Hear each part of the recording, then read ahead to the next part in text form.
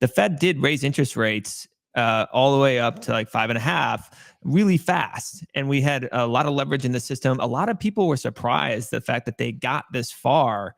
And we haven't seen a lot of rise in unemployment, and we haven't seen a ton of disruptions in the economy. Are you surprised that they were able to get it up this high? And what do you make of this low unemployment rate? Do you think that's subject to change soon? Yeah, I mean, I was just the other day reviewing some stuff that I was saying back last fall, where Mm-hmm. basically, I don't know if you remember when the sort of Bloomberg consensus economists were 100% probability Yeah, of that's never a good. recession, right? I don't know. Anytime you can get 100% of economists to agree to anything, you probably should fade that. Yeah. And at the time, I was a bit of an outlier, and I said, no, we're not going to have a recession within 12 months. It's not going to happen. And the reason why that is, there's two main reasons why that is. First of all, I think it's important to contextualize how macro cycles work.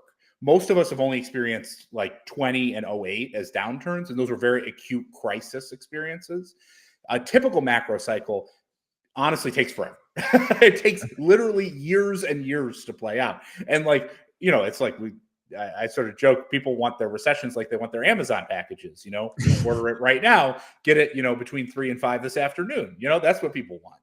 And it's just like not how it works, because it takes a while. Interest rates rise, and then you hold off lending and you hold off spending, and then it takes some time, and then eventually you have to refinance. And this is just a very slow moving process. And so the macro economy honestly moves so much slower than what people actually think. People's expectations whip around, particularly if you're on Twitter and stuff like that, day to day expectations. It's a boom, it's a bust, it's a boom, it's a bust. The reality is it's moving at a glacial pace. So that's an important thing to just contextualize, that these things typically take 3 to 5 years to play out from the beginning of a meaningful tightening cycle to the bottoming. So, we're not that far into it, right? We're only 18 months into something that could take easily 5 years to play out. The second thing I'd say is the economy was basically totally restructured following the GFC, the global financial crisis, to reduce the sensitivity of households and businesses in particular on borrowing, and particularly on short end borrowing. One of the big problems with the global financial crisis was that households had borrowed a lot of floater mortgages, and those mortgages reset, and then those resets were too high relative to their incomes, and then they defaulted on their loans, and they stopped paying for their houses, and the rest is well-known history.